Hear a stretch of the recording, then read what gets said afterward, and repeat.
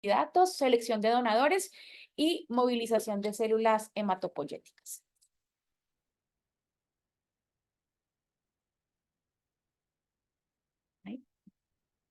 Bueno, el contenido, vamos a hablar una pequeña introducción, unas definiciones y unas generalidades.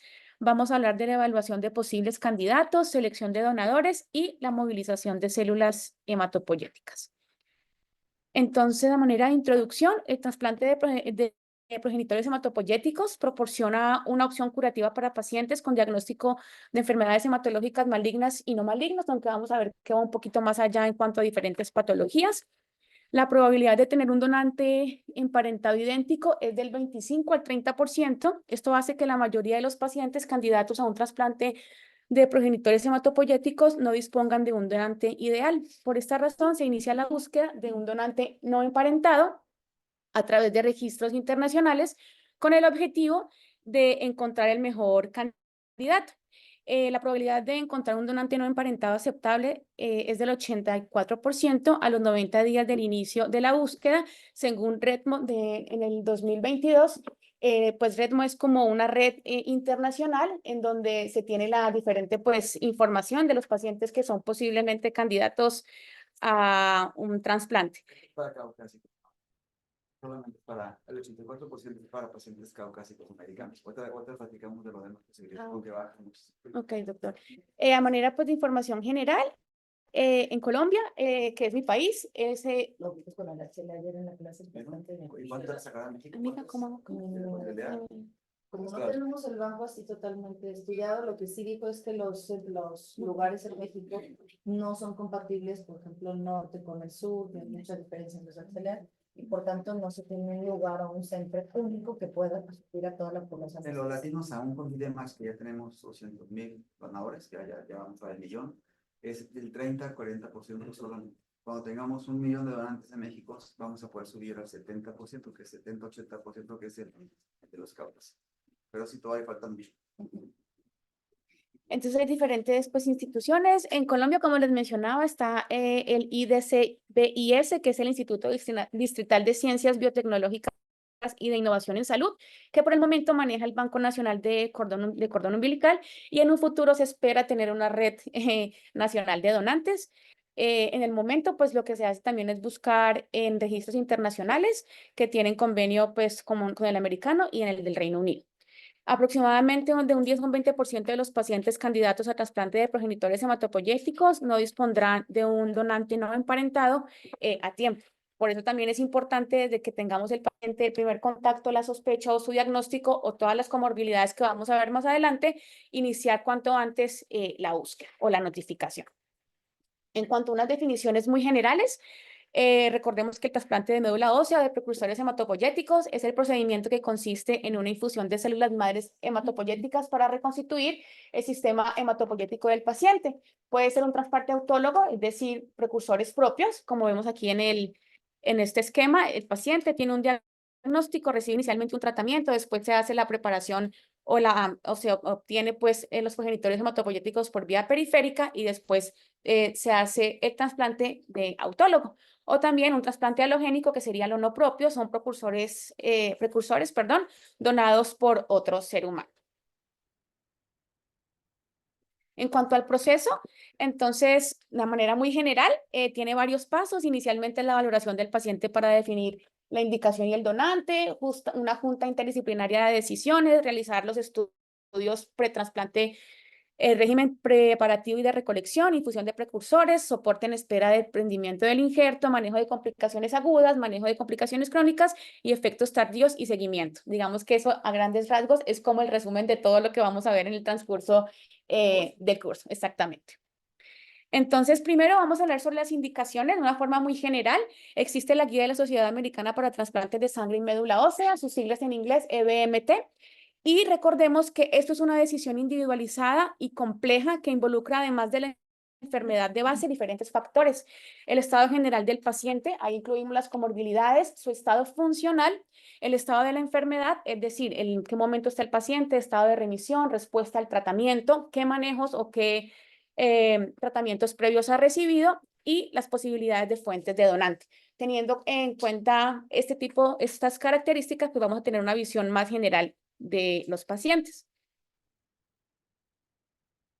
Ah, perdón, no sé si pasaron después. También hay unas guías europeas. Se acaba de pasar el librito, ¿se acuerdan que los pasé? No se les mencioné, de hecho su Ah, bibliografía fue esa. Ok, pero Sí. entonces hay como dos grandes grupos, ¿no? El grupo europeo y el grupo europeo, ¿verdad? Donde están las guías que se revisan. El europeo es cada año, los americanos lo revisan cada 3. 3. Ujú.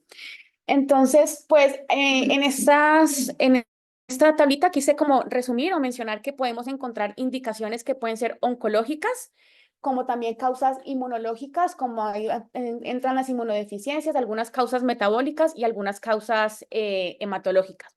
Aquí en el segundo columna vamos a encontrar el tipo de tumor a los cuales los pacientes son candidatos y aquí ya más específico las indicaciones en la última columna que en realidad pues tenemos que tenerlas claras, pero en ese momento pues en esa revisión no vamos a entrar a detalle de cada una de las patologías, pero es importante tener en cuenta que no solamente son patologías oncológicas y que también pueden ser candidatos pacientes, como vemos acá en el último, ¿por qué no me sale? En las últimas de la primera tablita, los tumores sólidos. Ya, es que quería que me diera acá la flechita, pero ya, no importa. Bueno, en cuanto a las indicaciones para trasplante de progenitores hematopoyéticos, también tenemos que tener unos niveles, algo como extrapolado a los niveles de evidencia en los diferentes estudios, que primero son las indicaciones estándar que se caracterizan con la letra S, son indicaciones con un adecuado soporte en la evidencia. También podemos tener indicaciones con evidencia clínica disponible que están englobados en la letra C. No hay una evidencia fuerte que lo soporte, sin embargo, se ha visto que el trasplante de progenitores hematopoyéticos es una terapia efectiva con riesgo de morbilidad aceptable y eso solo ha sido probado en estudios de cohorte grande o en uno multicéntrico y puede ser considerado como una opción en casos individuales de los pacientes. Una indicación rara, básicamente para las patologías que se clasifican con enfermedades raras, que son de muy baja incidencia y puede ser considerado como una opción en casos individuales. Ya la indicación en desarrollo con la D son enfermedades en estudios preclínicos o clínicos en fase temprana que muestran que el trasplante de progenitores hematopoyéticos como una opción prometedora. Y finalmente la última opción donde no se recomienda generalmente. Esto es muy importante tener en cuenta estas letras, esta clasificación, porque las vamos a encontrar en los diferentes consensos, como mencionaba el doctor, entonces pues como tener en cuenta la clasificación. Y hay otra más que se llama la discrecional, ¿no? Que es de la experiencia propia del centro, ¿vale? Ah, bueno. O sea, hay indicaciones precisas, por ejemplo, en el caso, lo que siempre platico, ¿no? Anemia plástica, nosotros vimos que a pesar de que está indicada con cordón umbilical, nos iba súper mal, entonces este es discrecional porque es como la experiencia propia. No está en las guías porque depende mucho de cada centro. Sí, gracias. Es muy importante que lo sepan porque van a ver que a veces decimos, hay indicación precisa, pero nosotros no tenemos esto y esto y esto. Entonces es mucho la discreción de cada persona, ¿vale? Sí, Pero muy bien, y esas van cambiando muchísimo. Si uno revisa las indicaciones de hace 5 años, vamos a ver que unas que estaban en desarrollo ya no están, o sí están, o sea, sí, hay muchos cambios en las indicaciones. Sí, ahora que el doctor menciona eso, también es importante tener en cuenta y al momento de ver diferentes pues, protocolos o como centros de referencia, tener que cada uno también debe tener algo propio o regionales o locales que va a explicar muchas conductas que de pronto no están avaladas a nivel internacional. Y perdón que interrumpa, pero se me hace No. mejor así como ir en el camino interrumpiendo, digo, no te quiero interrumpir, No, está bien. Sí, pero hay gente en línea. Ah, ok. Pero sí hay detalles, no sé. Ok, no, entonces lo hacemos así para ir platicando, ¿no? Para una cosa que hay que recalcar, ¿verdad? Muy bien. Bueno, entonces, el momento de la valoración del paciente candidato a trasplante es importante evaluar de forma global los riesgos y los beneficios. Hay que tener en cuenta aspectos principales en un paciente potencialmente candidato, el tiempo de enfermedad, la situación actual, que determina en primera instancia la indicación del trasplante y ahí definir y catalogar los riesgos de la enfermedad previo al trasplante, que ya vamos a ver cómo son unos scores que me van a permitir tener como mejor claridad de esto. Entonces, esta gráfica que les muestro ahí es como tratar de hacer como una balanza. Entonces, un paciente que le voy a ofrecer un trasplante, tener claro que sí, va a estar expuesto a mayor toxicidad, pero menor recaída, respecto a un paciente, por ejemplo, que no va a tener, no le puedo proporcionar o ofrecer el trasplante, va a tener menor toxicidad, pero va a tener mayor riesgo de recaída. Entonces, todo eso tenemos que tenerlo en cuenta en el momento, pues, de abordar a nuestros pacientes. Entonces, en la visita pretrasplante de progenitores hematopoyéticos, hay una sinergia, por decirlo así, de diferentes aspectos importantes a tener en cuenta, que sería la edad, la enfermedad, comorbilidades, donante, discusión con el paciente y aspectos socioeconómicos y sociales. Entonces, vamos a empezar con la edad. Clásicamente, el factor más importante para determinar la indicación de trasplante y el tipo de acondicionamiento. Recordemos que históricamente todo empezó en adultos. Entonces, la edad máxima del paciente candidato a trasplante se situaba más o menos entre los 45 a 50 años, pero ya a finales de los años 80 se presentaron experiencias con pacientes de más edad, según a lo largo, pues, de acuerdo a un rango de 65 a 70 años, y también ahí se implantó como unos regímenes un poco más bajos en cuanto a toxicidad para pacientes de mayor edad. Sabemos que esto no se aplica a pediatría porque obviamente pues no, la patología lo permite exactamente, y además recordemos que entre más joven sea el paciente donante, pues mayor beneficio para el paciente que va a recibir el trasplante. El aspecto de mayor interés no es conocer la edad máxima a la que se puede realizar el trasplante, sino conocer el impacto exacto a la edad en la que está el pronóstico, pues, del paciente, y tiene una relación estrecha con la mejoría de los resultados del trasplante de progenitores hematopoyéticos. Lo único que se ve en algunos de los estudios es que la edad también se asoció a mayor incidencia de mortalidad relacionada con el trasplante. En cambio, no se objetivizó ningún empeoramiento en la incidencia de recaída ni recuperación hematológica. Inclusive mencionaban que pacientes receptores de donantes mayores de 50 años presentaron un aumento en la incidencia de Age grado 2-4. Entonces, para tenerlo pues en cuenta. También de valoración del estado general. La importancia de los pacientes en el momento de la valoración sigue siendo una de las variables más importantes a tener en cuenta para determinar realmente su indicación y realmente pues el impacto que va a tener en nuestros pacientes. Se introdujo el sistema de Karnofsky y colaboradores hace más de 50 años y todavía tiene una gran importancia, y se acepta que una puntuación inferior al 70% comprometa de forma importante el pronóstico del paciente o del paciente candidato a trasplante. Entonces debemos valorar y ver si realmente es algo que va a beneficiar a nuestro paciente. Entonces aquí tenemos la escala. Como podemos ver, se ven dos columnas. Es una escala de funcionalidad. Teniendo en cuenta la edad de nuestros pacientes, pues Karnofsky la vamos a evaluar en pacientes mayores a 16 años, y ya la de Lansky la vamos a ver en pacientes menores de 16 años. Y recordemos que se debe tener una puntuación mayor a 70%, y a medida que vamos teniendo menos porcentaje, como vemos aquí, o menos puntuación, pues indica que el paciente tiene mayor complicaciones y requiere como mayor ayuda para realizar sus actividades mínimas de la vida. Entonces, eso también hay que tenerlo en cuenta. Otras enfermedades o comorbilidades. La presencia de enfermedades concomitantes es muy importante para determinar el riesgo. Estas enfermedades pueden aumentar el riesgo de mortalidad precoz, porque van a continuar presentes a lo largo de la vida del paciente y van a comprometer la cantidad y la calidad de vida del mismo. Por eso es importante tener una anamnesis detallada de los antecedentes médicos y quirúrgicos y qué medicamentos habitualmente requiere. Aquí, en una publicación de la revista Blood, aparece el índice de comorbilidad de trasplante hematopoyético, que ya vamos a ver que si nos damos cuenta, aquí vemos el listado y son patologías más que todo en adultos, ¿listo? Porque son arritmias, antecedentes cardíacos, pero teniendo en cuenta y extrapolando el tipo de diagnóstico de nuestros pacientes que van a ser candidatos a trasplante, pues puede tener compromiso hepático, podemos tener pacientes que cada vez tenemos mayor índice de obesidad, pacientes con infecciones previas, pacientes con patologías reumatológicas, enfermedades renales, pacientes con antecedentes de un tumor previo o daño hepático severo. Esos se llaman como modelos predictivos, en donde hay un sumatorio de las puntuaciones, va a permitir tener un resultado final que este índice se va a relacionar directamente con la probabilidad de mortalidad relacionada con el trasplante.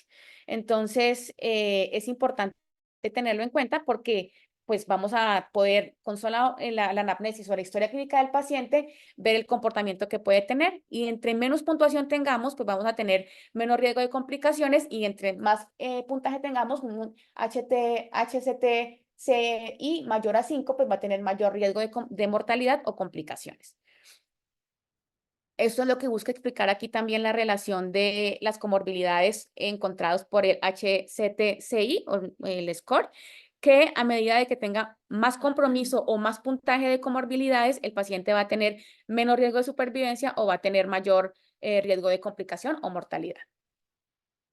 A manera de información, pues este índice, si no tenemos la tablita clara, lo tenemos en internet, pues sus siglas están ahí, hctci.org/ y ahí encontramos la puntuación y nos va a dar el valor. En cuanto a infecciones previas, pues en la valoración es recomendable revisar los antecedentes infecciosos del paciente. ¿Por qué? Porque podemos estar frente a gérmenes multiresistentes que pueden acondicionar un abordaje terapéutico específico, ya sea en el manejo de antibiótico o dependiendo pues de la etiología de la infección o simplemente el aislamiento dentro del hospital en el momento del ingreso. Descartar la presencia de enfermedades infecciosas que requieran profilaxis secundaria o enfermedades también endémicas que son muy importantes en nuestras regiones. En cuanto a tratamientos previos, conocer los tratamientos previos que el paciente ha recibido porque van a ser de utilidad para programar actuaciones terapéuticas futuras o preventivas en la recaída post-trasplante. Además, va a ser importante para elegir el acondicionamiento y valorar las comorbilidades del paciente. Por ejemplo, el uso de radioterapia previo como tratamiento de la enfermedad de base puede comprometer el uso de radiación y radiación corporal total o también estar afectada más adelante la dosis acumulada de antracíclicos. Los tratamientos de inmunoterapia pueden tener impacto en el resultado del procedimiento y en el desarrollo más adelante de AISH. Por ejemplo, el uso de anticuerpos monoclonales como el anti-CD22 se ha asociado a mayor riesgo de síndrome de obstrucción sinusoidal, entonces tenemos que tener en cuenta que son posibles complicaciones que podemos disminuir desde el ingreso cuando hacemos la valoración inicial. Otros como un poquito más cortos, pero no menos importantes, sería el estado nutricional. Es importante verlo con antelación para poder tener oportunidades de modificaciones, porque sabemos que muchos de los medicamentos o muchos de nuestros pacientes tienen un impacto importante o un desplome nutricional que va a repercutir en su recuperación. La evidencia, por ejemplo, de peso bajo u obesidad son factores de riesgo importantes para la mortalidad relacionadas con el trasplante y la valoración nutricional debe ser idealmente realizada por especialistas que tengan contacto con pacientes ya que tengan trasplantes de progenitores hematopoyéticos. La revisión odontológica tiene poca evidencia que demuestre un beneficio, sin embargo, para términos de infecciones u otras complicaciones es importante abordarlos a tiempo y se debe, pues, con el objetivo de disminuir eventos infecciosos durante el proceso. Recordemos que van a ser pacientes que van a estar en un estado de inmunosupresión prolongada. La revisión ginecológica, abordaje de problema de fertilidad, revisión rutinaria de patología de mama y cervical, como un screening para infecciones por BPH y la inhibición ovárica para evitar complicaciones asociadas a la menstruación. Y por último, la situación psicológica y calidad de vida, además de la situación socioeconómica, porque recordemos que es un cambio para toda la familia. A veces son pacientes que no viven en un área, pues en una región, algo local, sino que viven en áreas pues alejadas y se cambia pues toda la dinámica familiar. Y además para todo lo que se va a hacer, pues se requiere que haya compromiso de la parte de la familia. Esa última parte sí es bien importante con los adolescentes, ¿eh? ¿Por qué? No solamente porque te vayas a sangrar con la menstruación, sino por la preservación de fertilidad. En ese momento, la mayoría de los padres son los que deciden, pero el tema de fertilidad para ellos es importante. Aquí tenemos poca capacidad económica, pero lo idóneo sería preservarles sus ositos y sus espermas a los pacientes. De hecho, sí, efectivamente Son los más sensibles los aquí en el hospital es difícil, pero idealmente, por ejemplo, yo tengo pacientes por arriba de 16, los mando un banco de esperma, y las niñas por arriba de 16, pues se les pregunta por ¿no? Porque, ¿de qué porcentaje más o menos ven que el paciente pueda quedar con esterilidad aproximado? Sí, es duro. 30-40%. Entonces, y más los niños o las niñas. En esa edad es pico. Los niños de preadolescentes no tienen tanto tema, porque las células aún no entran en su vida. Más los niños. Pero ya los adolescentes. Entonces es conveniente por lo menos planteárselo a los papás. Y ese tipo, no es problema, o sea, porque siempre dicen que son niños, completamente. Entonces, finalmente, aquí hay como una lista general de ayudas diagnósticas y estudios extensivos que debemos tener inicialmente, que sería pues la biometría hemática, química sanguínea, pruebas de coagulación, cinética del hierro. serologías virales, tanto IgG e IgM, y de acuerdo a los resultados determinar la pertinencia de realización de carga viral.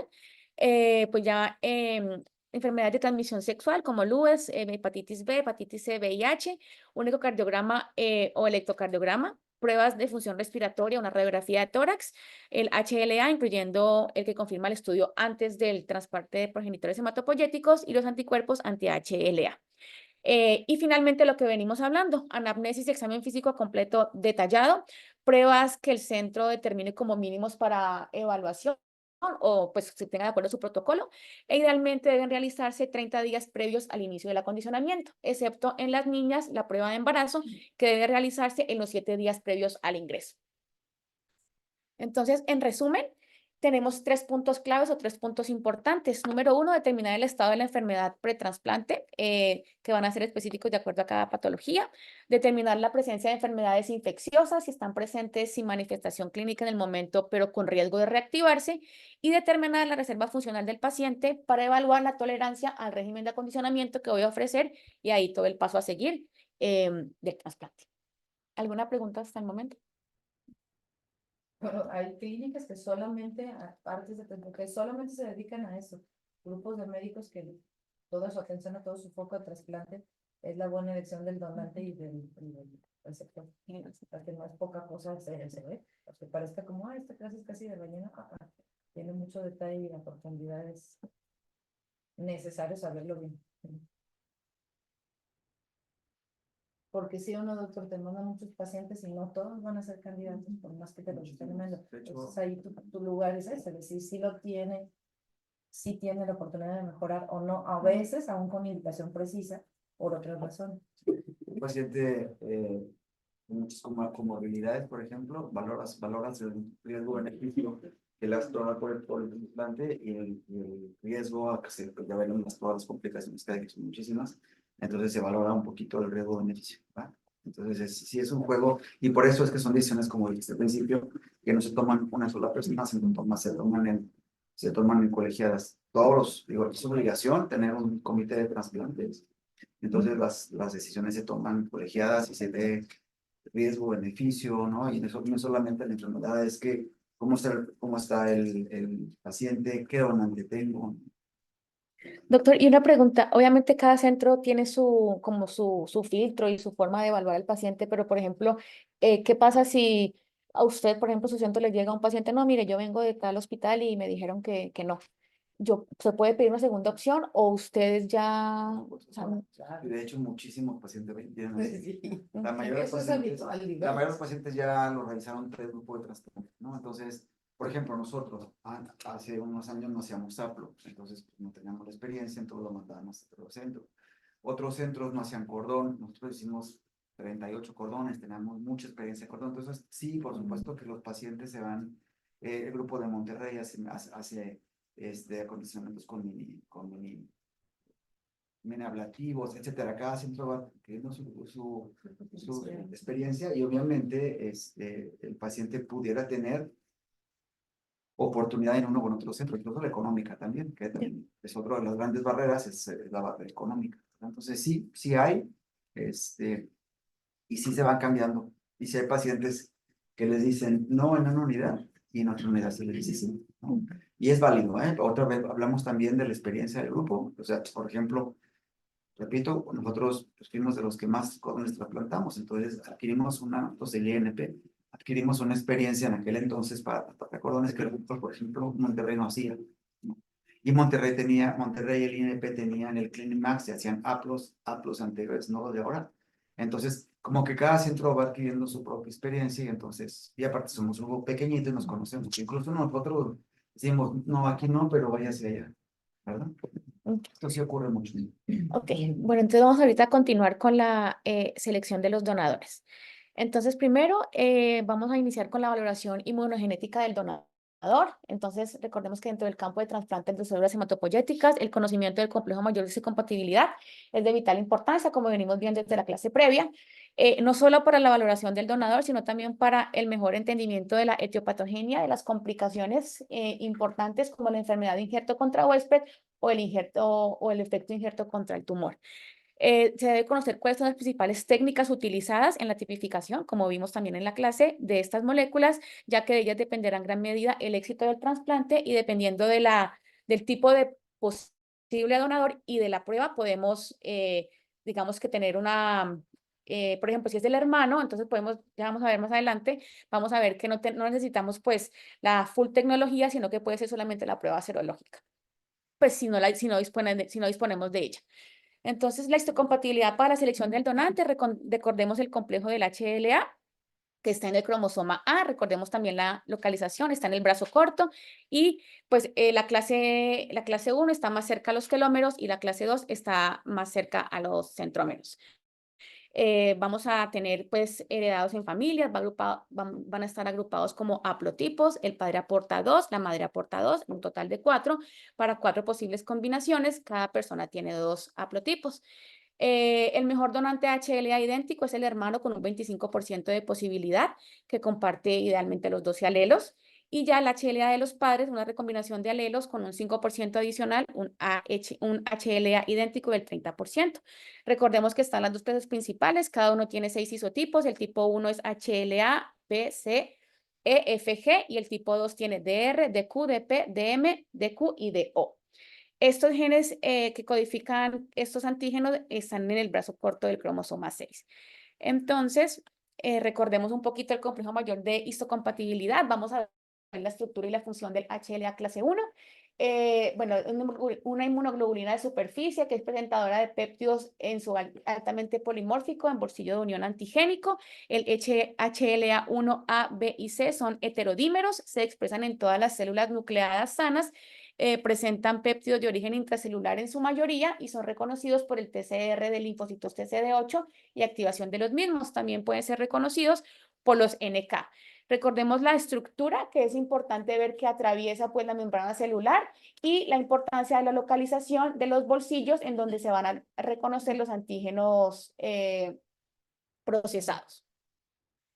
La estructura y función del HLA clase 2, recordemos que es DR, DQ y DP, que son los heterodímeros, que tiene una cadena alfa que es polimorfa de 30 kilodaltons, una cadena beta polimorfa de 30 kilodaltons, que ahí está la forma de bolsillo y ahí interactúa con el receptor CD4 y se expresan en las moléculas presentadoras de antígenos, que son los linfocitos B, los macrófagos y las células dendríticas. Se puede inducir su expresión en diversos tipos celulares con el estímulo de las interleuquinas proinflamatorias como el interferón gamma y el factor de necrosis tumoral alfa. Y presentan péptidos de origen extracelular en su mayoría y son reconocidos por el TCR de los linfocitos TCD4 y la activación de los mismos. Entonces, aquí aparece el término de aloreactividad de los linfocitos T. Es la habilidad de los linfocitos para reconocer específicamente lo que no es propio y cuando es directa va a estar dirigida a la disparidad en los complejos peptídicos de HLA expresados en la superficie de células halogénicas, es decir, HLA clase 1 mediada por los linfocitos T de memoria y los naive. Y ya cuando hablamos de la indirecta, está dirigida al reconocimiento de los péptidos presentadoras de antígeno, ya sea por un clivaje proteasomal de la disparidad en HLA y por los péptidos foráneos no derivados de HLA. Eso sería antígenos menores de histocompatibilidad o antígeno de HLA clase 2. El principal mediador del mayor beneficio y mayor toxicidad del trasplante de progenitores hematopoyéticos es el control inmune de la enfermedad maligna residual y también el ataque inmune de los tejidos sanos. Entonces vamos a hablar ahorita de las técnicas de tipificación. Como les mencionaba, hay dos tipos de técnicas. La primera es la tipificación de baja resolución o la tipificación serológica. Este método se utiliza en ensayos basados en anticuerpos para detectar las proteínas HLA y la aplicación es que se utiliza principalmente dentro de las familias donde el fondo genético pues es similar y los tipos de HLA se pueden distinguir claramente. ¿Cuáles son las limitaciones en escenarios donde hay donante no emparentado? Porque la tipificación serológica no proporciona un suficiente detalle para ver si hay una coincidencia de HLA precisa. Entonces puede no detectar todas las variaciones genéticas de los dosis del HLA. En este caso, entonces ya necesitamos una tipificación de alta resolución o la tipificación molecular.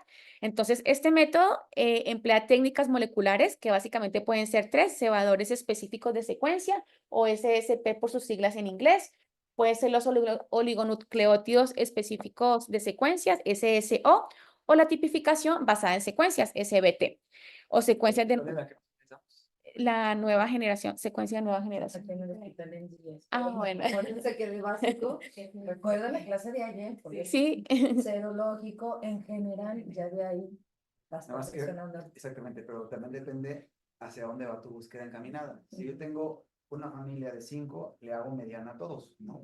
sí. Porque yo lo que hago actualmente ya no hago mediana, yo hago siempre alta al paciente, porque muy probablemente voy a empezar búsqueda, ¿sale? O sea, yo le hago alta de inicio al paciente y mediana a los hermanos, ¿no? Que sabemos que si comparten, comparten los dos alelos, ¿no? Claro. Si no hay, entonces ya con esta alta resolución puedo meter a la búsqueda. Si no, porque si no, lo que hacíamos antes era que le echamos mediana y luego hermanos, y luego tenemos que repetirla. Entonces, en este momento yo prefiero hacer alta al paciente, mediana a los hermanos. De hecho, el paciente siempre sale a los formadores los que dan con serología y escalando que sea compatible, que sí sea para no gastar tanto. Es más bien por cuestión de dinero. Si tiene mucho dinero, pues ya está todo de entrada. Pues sí. Qué padre. Pero no siempre hay lana. Bueno, entonces, digamos que aquí básicamente los donantes y los pacientes son evaluados y son definidos según criterios específicos de compatibilidad. Los vemos ahí pues resumidos y lo que decimos ahí es que las designaciones 9 de 10 y 7 de 8 indican que entre los tipos específicos de HLA puede haber una incompatibilidad en un solo alelo o en un solo antígeno. Entonces, cualquier incompatibilidad de antígeno puede causar ya sea un rechazo del injerto o un efecto injerto contra el huésped. Entonces es importante pues tenerlo en cuenta. Y ya la paridad del HLA en el trasplante progenitor de hematopoyético halogénico, tenemos que ver los tipos de donantes. Entonces, cuando tenemos un hermano HLA idéntico, sabemos que comparten los mismos halotipos maternos y paternos, es decir, un 25% de probabilidad.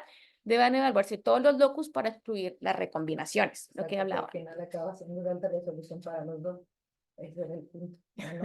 Es como para un filtro, para no hacerlo a los que no van a ser compatibles. Como cuando descubren que no es el papá. Ayer vimos esa clase, ¿no? Se lo juro, ¿no? Era para, ya la tienen fresca. Pasa muchísimo, ¿no? Que llegan con resultados y el papá no se lo. Eso pasa. Sorpresa. Pasa. Ten mucho cuidado porque si es información sensible, sale y hay que tener muchísimo cuidado cuando ocurre eso, porque no tenemos la facultad de. Desbaratas una familia y O sea, no podemos decirle. no es compatible. No compatible. Exacto. O sea, técnicamente nos pueden. Tendrían que haber firmado los papás un documento que no, porque no es un examen de paternidad, entonces nosotros decimos no es compatible y ya no. A veces ocurre que te piden los resultados y se van, a mí pues una vez. Ajá, entonces le dicen, entonces llegan contigo y cuando le dices, te defiendes, no era una prueba de paternidad, yo no le puedo decir eso, porque pues, no se hizo para eso. Entonces, pero hay que tener cuidado porque sí puede haber problemas éticos grandes, ¿no? Y sí, seguramente alguien que le dice, no es su hijo, Sí. ¿no? Ya cuando está un haploidéntico relacionado, comparten un solo haplotipo, entonces 100% de los padres, 50% de los hermanos y también se pueden hallar en la familia extensa. Y ya cuando hablamos de donantes no relacionados, pues pueden ser idénticos, comparten 8 de 8, pero la probabilidad varía de acuerdo al grupo étnico entre el 30 al 90% y se debe confirmar el más alto nivel de resolución posible. Hay muchos reportes de Oriente Medio donde los familiares, tíos y así, comparten hasta el 80% de los alelos, ¿verdad? Sí, Es una población. yo he tenido 2 pacientes en Puerta de Hierro, que el papá ha sido casi 80%.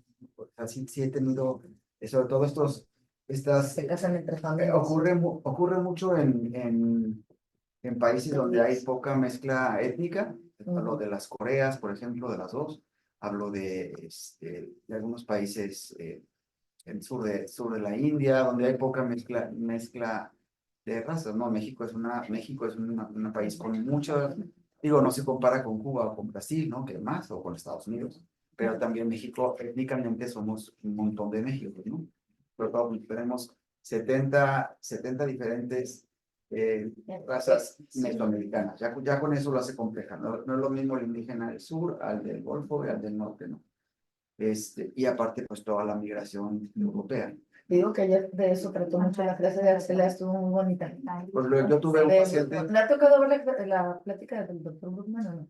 no, Tiene mucha investigación sobre Sí. de las hernias, sí, yo tuve un paciente que era el guatemalteco, mamá, Hong Kong, y no encontraba, o sea, imposible, porque y ahora que estoy trabajando en VideMatch, estamos trabajando mucho en tipificar, porque hemos tipificado mucho donadores en ciudades, pero no nos ha faltado más o menos a las comunidades étnicas, porque el problema grave es pacientes de comunidades indígenas, tienen una posibilidad bajísima de encontrar un donante porque no hay donantes en la red. Entonces, generalmente los donantes son de Puebla, México, Guadalajara, Monterrey. Sí, incluso habló ayer el doctor Brookman del caso del Banco Cordón de la Raza, que decían, bueno, si está donando gente de aquí, ¿por qué tenemos tan bajo índice de aceptación en la población? Lo que pasaba es que la gente de la periferia, la que lo necesitaba y la que donaba era la gente del centro. Entonces ya se perdía esa compatibilidad, ¿no? Estaba muy interesante. Los estudios poblacionales de HLA es una cosa padre. Ha mejorado, porque como les comento, ya son 200,000 donantes en México, en VideMatch, y la meta es 1,000,000 para... Se hace un estudio, se hace un estudio de probabilidad, sabemos que llegando al 1,000,000 de donantes, digo, pues si no son donantes aquí, vayan a donar. Sí, es verdad. Tengan con 1,000,000 de donantes en el registro, tengamos la posibilidad del 70% que tienen los niños caucásicos en Estados Unidos.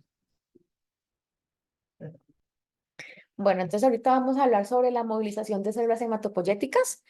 Entonces, digamos que vamos a hablar de los primeros 3 pasos, que pues consiste en como un manejo, pues medicamentos, después propiamente la movilización y finalmente pues la extracción. Entonces, la movilización de células hematopoyéticas, la utilización de progenitores hematopoyéticos circulantes en la sangre periférica ha sido reemplazado a los obtenidos, bueno, ha ido teniendo como mayor utilidad a los obtenidos de la médula ósea. Perdón que interrumpa, pero Cata, ya no vamos a hablar entonces de las particularidades. Ya ven que yo sí les mencioné eso en la clase. Tú tienes que tener si tiene una diferencia en el A, en el B, en el C, en el D, ok, perfecto. Sí, hay la clase específica. Es que sí, es que por eso... Eso hay que tenerlo muy en cuenta. Eso es lo Ok, a la hora de analizar el Es donador, que- eso es súper vital porque tienes que analizar muy bien qué permites y qué no permites en las Es que por diferentes. eso le pregunté, que yo iba a decir algo muy somero, pero la doctora me dijo que hablara. No, porque si no ves eso desde el que tú estás valorando el donante, que eso es importante tenerlo en cuenta, pues te perdiste. Es que eso estaba en lo que seguía, pero ¿Y por qué se mide A? Porque se mide Ajá. B, porque se mide C, porque es importante. Y ahí sí va a importar mucho a qué técnica utilizaste, hasta dónde llegó tu conocimiento de ese alelo. Ya sinceramente lo va a hacer pues lo hace el algoritmo, ¿no? Entonces, Sí. o sea, hay un algoritmo en el que... Bueno, para no relacionados, ¿eh? Sí, claro, ¿no? Sí, Lo que hace el algoritmo, bueno, esto es un poquito menos fino para los haploidénticos, pero para el no relacionado lo que hace el algoritmo es de todas las diferencias que hay en cada alelo, se va a cómo les fue en los superiores de los pacientes que reportamos en ETER. Entonces, te mandan los artículos. dice cuál es permisible y no permisible. Entonces, y ya lo hace el algoritmo. Entonces, uno mete los datos y pica y es una computadora que dice, entonces te dice, de tus 7 donantes, se va clasificando cuál es el mejor, dependiendo de edad, a sexo, a todo. Entonces ya uno escoge el donante, que también escoger el donante no significa que el que me puso el algoritmo número 1 es el mejor, ¿verdad? Va a ser también depende de dónde está la médula. Obviamente una médula que está en Brasil a una médula que está en Estados Unidos es más barato en Estados Unidos, más barato. Entonces hay todo es muy fino escoger el donante. Justo por eso lo mencionaba, porque sentí que no quedó tan claro ese aspecto. es que... Y en verdad que es importantísimo. Bueno, entonces como les mencionaba, la utilización de progenitores hematopoyéticos circulantes de sangre periférica ha tenido, o sea, como más utilidad debido a que hay mayor facilidad de la donación, la posibilidad de obtener una mayor dosis de células y la recuperación es más rápida. Estas ventajas han permitido una mayor accesibilidad de los pacientes a este tipo de tratamiento, una reducción variable del gasto económico y representa una nueva representación de nuevas modalidades e indicaciones de trasplante.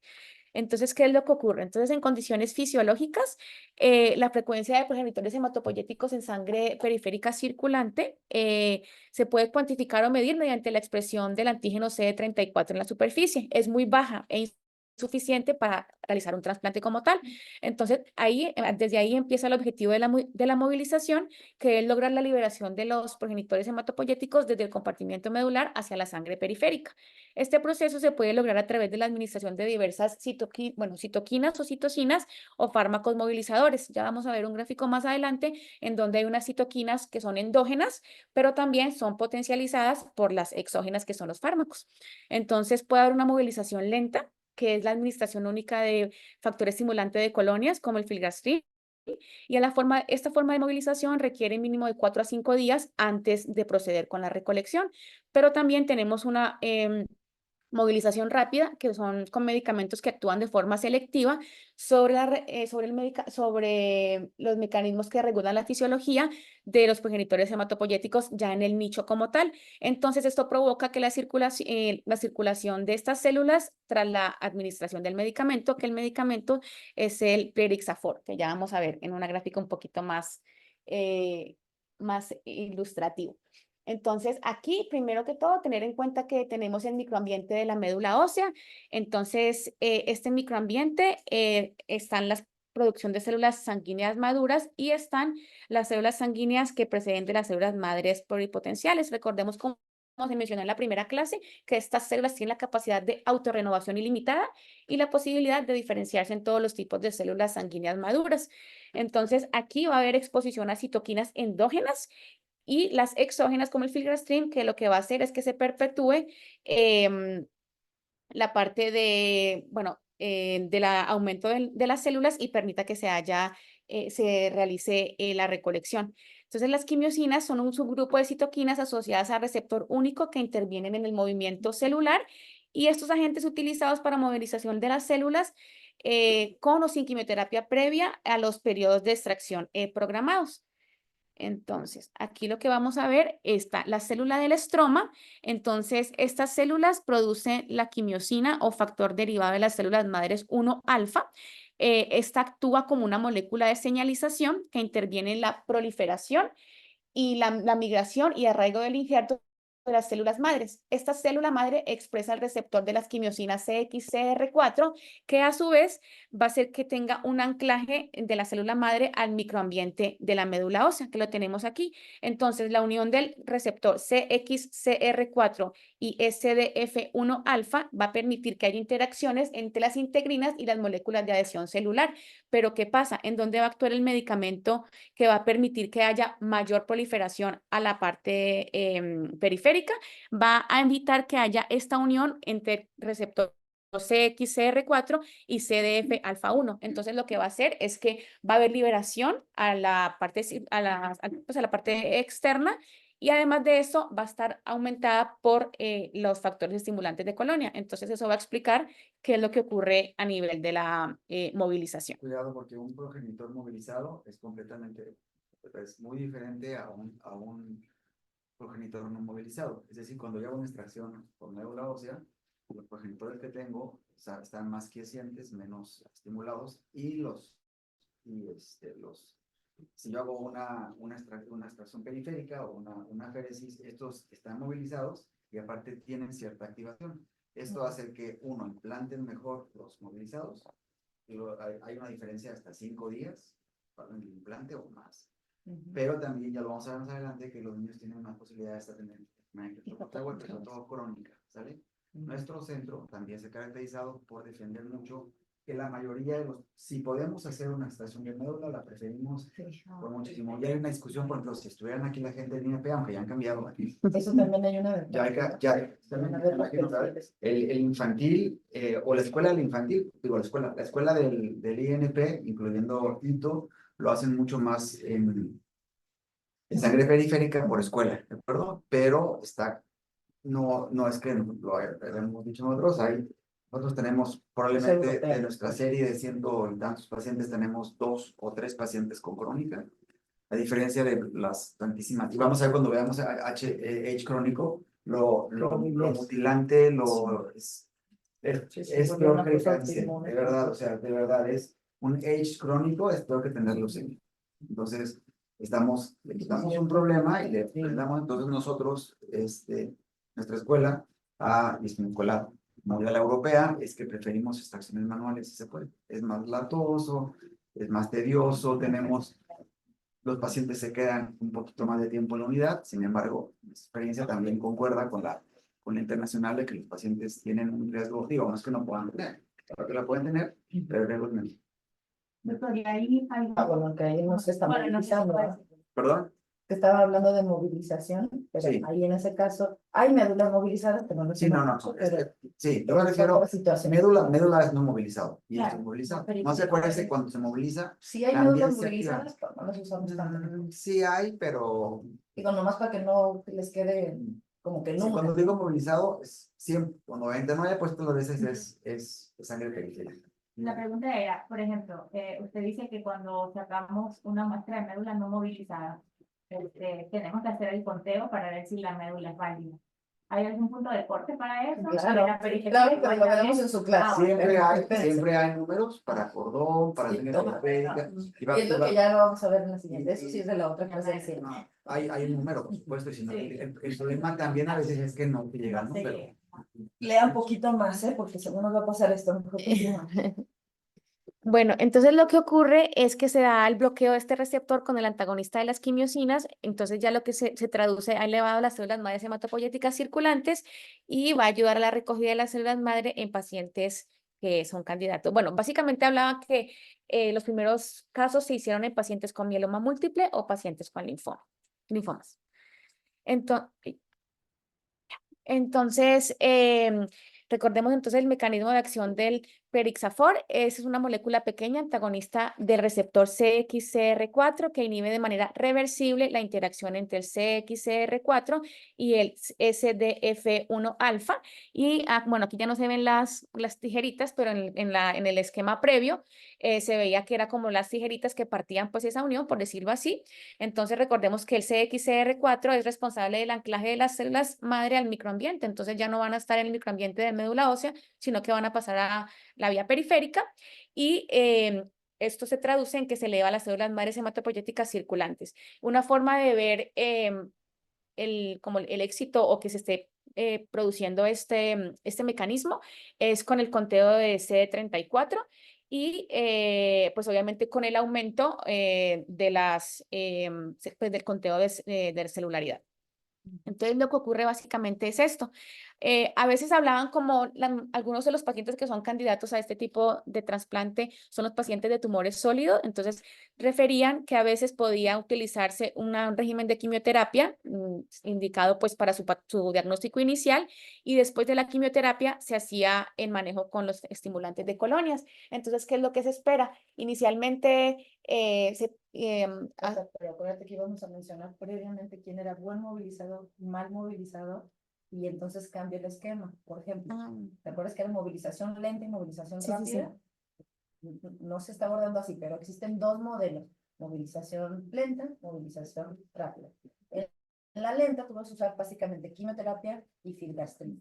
Y ese candidato, por lo general, tú sabes de antemano, por los valores que, no sé si lo traes preparado, pero sí lo vimos, si te mandar la información, que tú ya sabes de antemano que ese paciente va a responder bien por sus características previas a su primera respuesta a filgastrina. En cambio, cuando no, es un paciente que tiene ciertas características, la típica es que tenga esquemas de quimioterapia muy fuertes y que tengan a lo mejor 1, 2 o 3 recaídas, hablando de sólidos o pacientes adultos, o con nosotros los tumores cerebrales, los tumores de Hodgkin, los retinoblastomas, etcétera, los sólidos en general.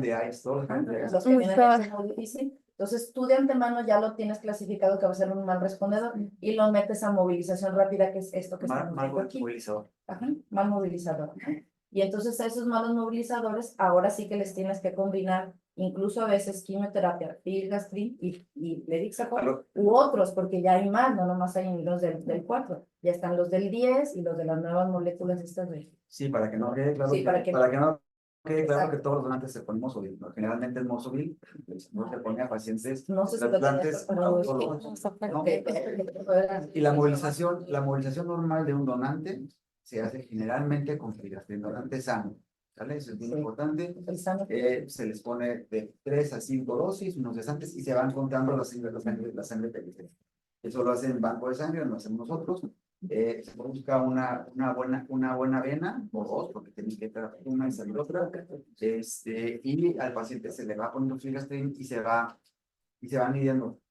Hay centros movilizadores que lo hacen cada 12 horas. Nosotros, Puerta de Hierro, digo nosotros porque voy a hablar un poquito de en Puerta de Hierro, que es donde movilizamos, lo hacemos cada 24 horas. Y nosotros somos un centro de recolecta internacional, entonces estamos haciendo entre 20 y 25 al mes. O sea, estamos adquiriendo mucha, y casi siempre es al día 3. Incluso llevamos un póster ahora a Monterrey con esos datos. Casi siempre es al día 3, ¿vale? Día 3. Pero se moviliza con Neupogen, con filastrina, ¿sale? Eso es un donante Digo sanguíneo Neupogen porque que le Pidemax, va a donar un enfermito. Pidemax siempre quiere que sea el de marca, ¿no? Pero puede ser con otro, ¿no? Una Es diferente es diferente al donante que viene autólogo, ¿no?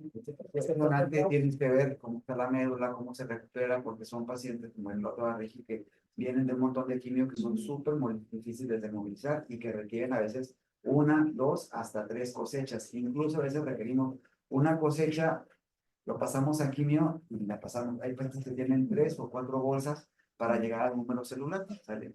Entonces ahí, pues, la verdad que Mosovika nos cambió la vida porque realmente, y Mosovika es bien importante, tienes que aplicarse exactamente 5 horas antes de la aplicación. Entonces hay que apuntarlo ahí. Y es de verdad bien importante la hora, ¿sale? Son 5 horas. Entonces hay que ponerle que se aplique a las 2 de la mañana para que se movilice a las 7. ¿Vale? Es bien importante porque a veces pasa que no, este pequeñito detallito, ¿no? Se lo ponen en la noche y llegan en la mañana y no traen células. Entonces, porque los progenitores suelta la integrina y la selectina, circulan y después. Aunque el insecto te lo menciona hasta 8 horas, pero si el idóneo es lo más cercano. Hemos visto que a las 5, a la hora 5 o 6. Una pregunta. Se dice 3 días de filastrina, pero es un nivel de CD34 que no diga en este momento lo colecto. O sea, Primero la Sí. Por eso los pacientes se les toman VH diarios. y no, Cuando, más o menos, cuando traen arriba de 15,000 leucos, preferimos que sean más, ¿no?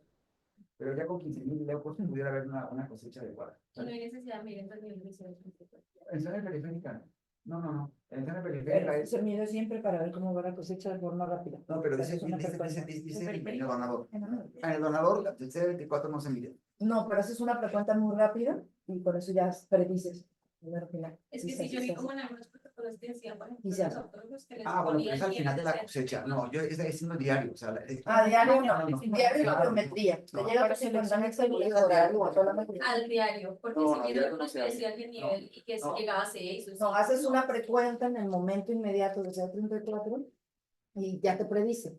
Bueno, no sé si Por lo eso, has pero es al preparado o final no. de al final de la cosecha. Hace la colecta, el autólogo, cuando hace la colecta con la máquina, cuando tú lo haces una prueba, hace el CD34 Exacto. para finalizar, hacer el conteo social de la Exacto. cosecha y entonces tomar esa referencia Así se hace. porque durante el tiempo. Igual que nos habla la doctora Dinora, por eso es que tengan ustedes todos esos conceptos. Y médula no hacemos CD24 hasta el final. Lo que hacemos es a la mitad de la extracción hacemos cortamos células mononucleares y después ya si vamos bien tenemos como un límite, seguimos con la extracción, cambiamos la bolsa y al final hacemos otra, ¿vale?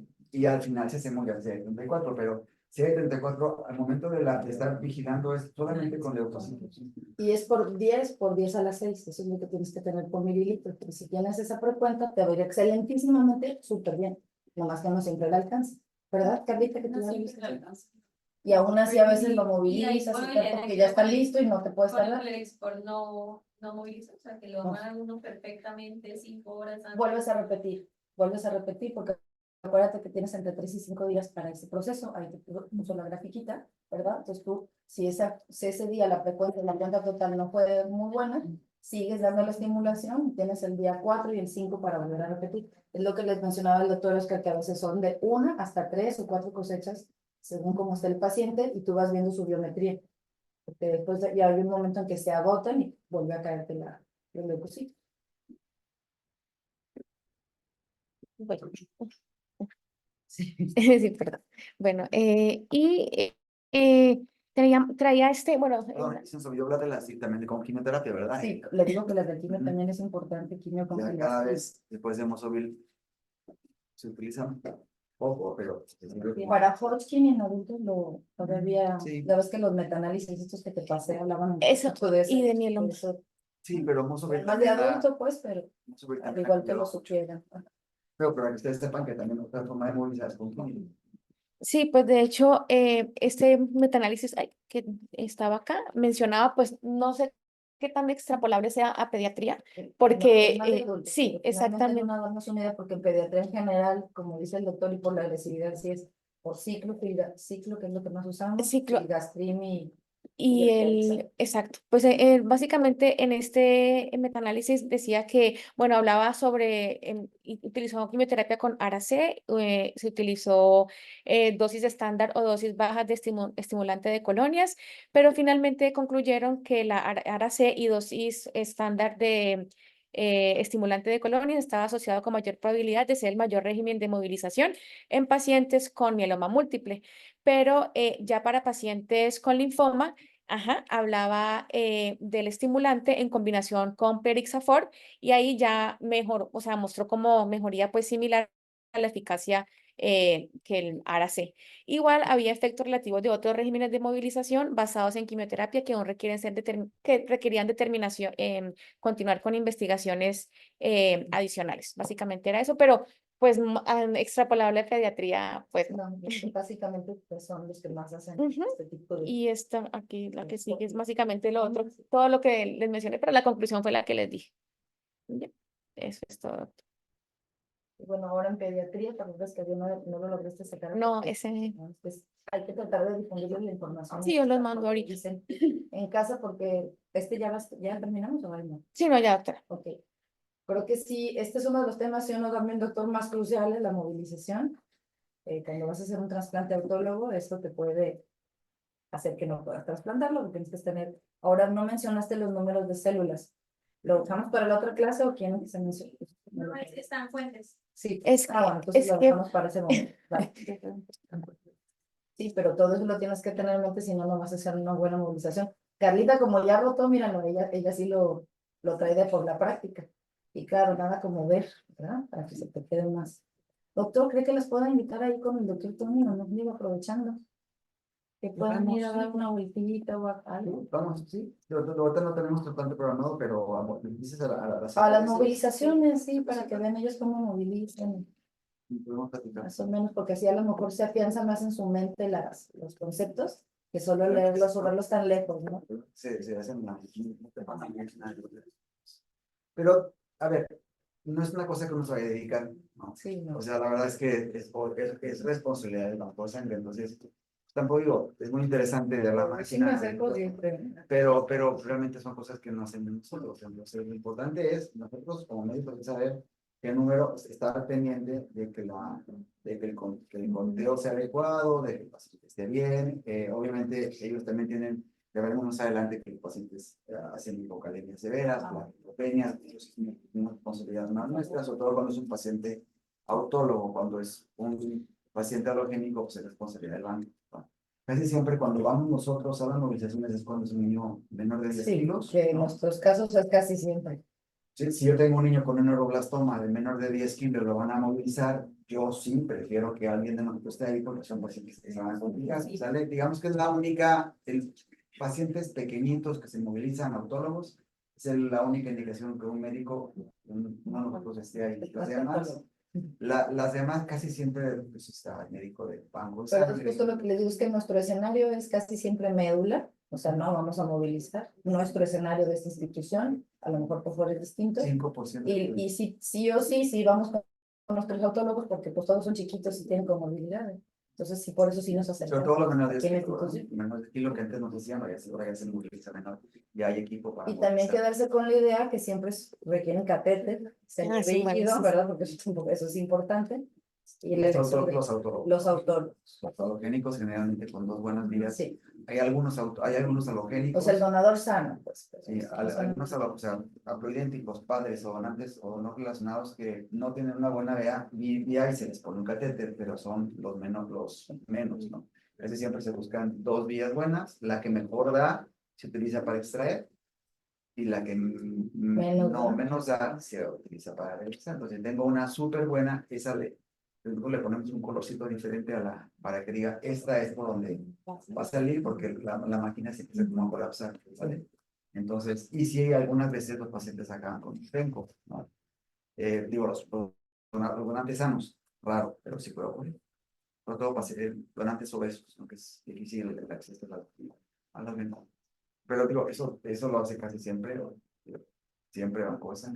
La pauta de filgastrin, que también cambia mucho al uso cotidiano de filgastrin, se las puedes mencionar. claro, No sé si, que eso ya no lo vas a ver Sí, con tu tema. yo lo tengo. Sí, Es doctora. específico, más o menos la pauta de quimio cómo va, que sí cambian. Sí. No son las dosis habituales de los sistemas.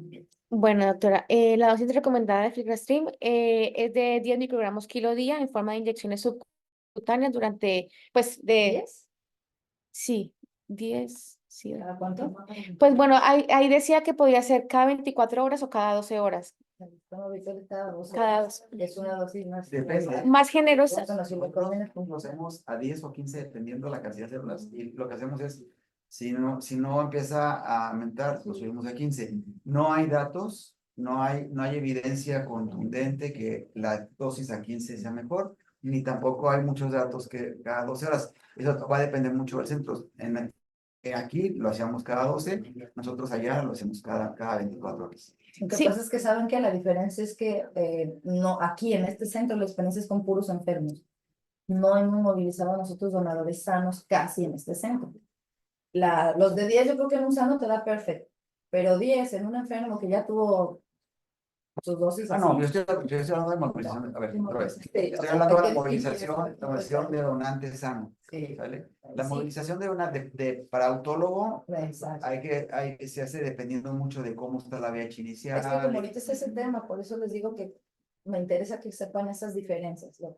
Porque no va a ser lo mismo. Y aquí, de todas formas, en pediatría, generalmente el donante va a ser la médula ósea, o es lo que nos gustaría que se llevaran de escuela, ¿sale? Ok. Va a ser muy raro que tengamos un donador sanito o papá, mamá que nos dé sangre periférica. No digo que nunca, pero como dijo el doctor, de 120 y tantos pacientes tenemos 3. Los otros 120 han sido médulas. Pero aquí en sí tenemos que saber movilizar bien, pues al enfermo, porque es lo que vamos a ver nosotros, a un neuroblastoma, a un Hodgkin, a un retino, a un médulo, que ya les di hasta 8 ciclos de quimioterapia y cómo lo voy a movilizar. Porque de entrada, ¿cuáles son los criterios de un mal movilizado? Aparte de haber recibido mucha quimio, Que no, pues el filgastrin y no y la alcanza VH, sangularidad. que no responde, ajá, que no tenga O le haces la frecuencia C34 que sí se hace y no te alcanza los 6 por 10 a las 6, no te los da. Entonces, ¿qué haces? Tienes que volver a planear y puedes dar dosis bajitas de ácido de ciclo, luego su filgastrin, y si no te moviliza, entonces Plerixa. Pero por lo general aquí nosotros dábamos Plerixa. E igual, como dijo el doctor, la hora es muy importante, se las das aproximadamente entre 5 y 8 horas, nosotros hacíamos 8 porque es lo que marca el inserto antes de la movilización, entre 8 y 5. Yo no voy siempre así, ¿no? Pero entonces no hay Sí, diferencia. muy bien, me encanta. Yo también creo que mientras más cerquita es mejor. Así Entonces, esa era una pregunta que yo tenía, doctores. ¿No hay diferencia en cuanto a cada 24 o cada 12? Porque hablaba. Es que depende, te digo, ahí justo el doctor ya te dio la pista. Si es un donante sano, sanito, yo voy Pues a cada darle la 24. médula al doctor Oscar, Cada 24. es cada 24 Tienes días. cada 24 o 5 días. Esa es la pauta. Es mi pacientito enfermito de neuroblastoma, que Ahí sabes que ya va en su cambia todo. cuarto bloque. Ahí De cambia 3 a todo. 24, hay más. Generalmente, y eso también, sobre todo cuando vienen pacientes externos, ahorita por ejemplo vamos a movilizar un banco, voy a hacer un trasplante en puerta de hierro de niño con Ewing, Ah, no. que- Uy, Ewing, indicación en investigación, todavía no está, pero bueno, y se hacen en TANE, ya lo vamos a hacer, ¿no? Y el problema es que no lo movilizaron y me interconsulta cuando el paciente ya, o sea, la oncóloga me dijo, es que ya quiero trasplantarlo. ¿qué edad tiene el niño? Tiene 8 años. Pero claro, quieren que lo trasplante ya y no se lo movilizan. Y yo tengo que movilizarlo. Y el paciente lleva 6 AIs. Entonces yo a ese paciente, yo ya sé, 6 AIs y viene de radio. 6 AIs y viene de radio. Entonces ese paciente nos va a costar un montón de trabajo movilizarlo porque de verdad, Tiene todo.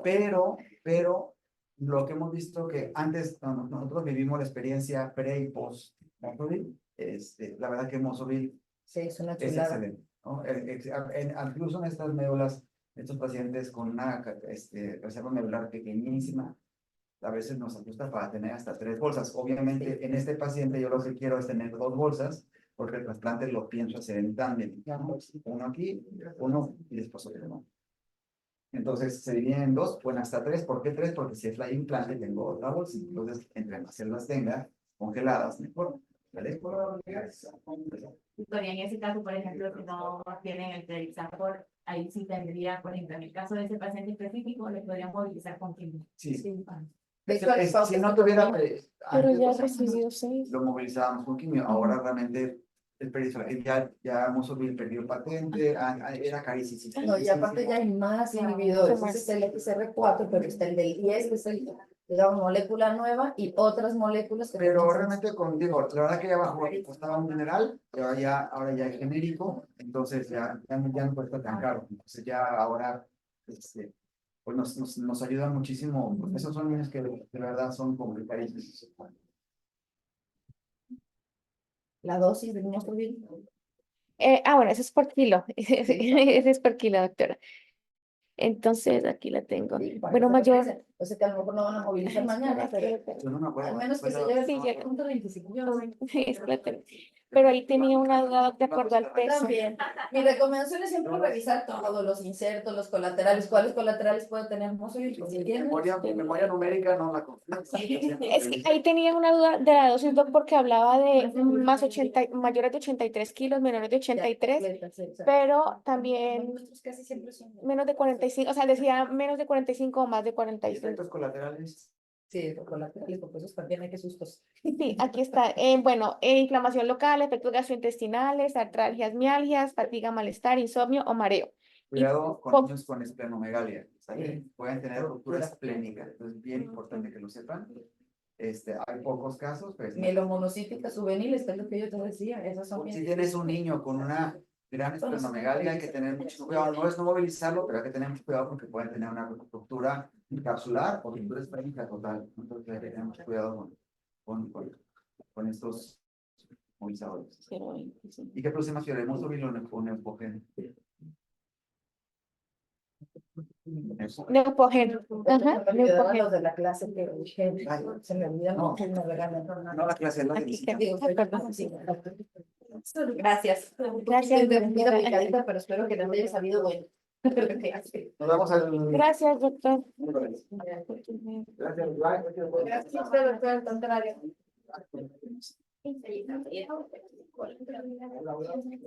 Ya se los guardo.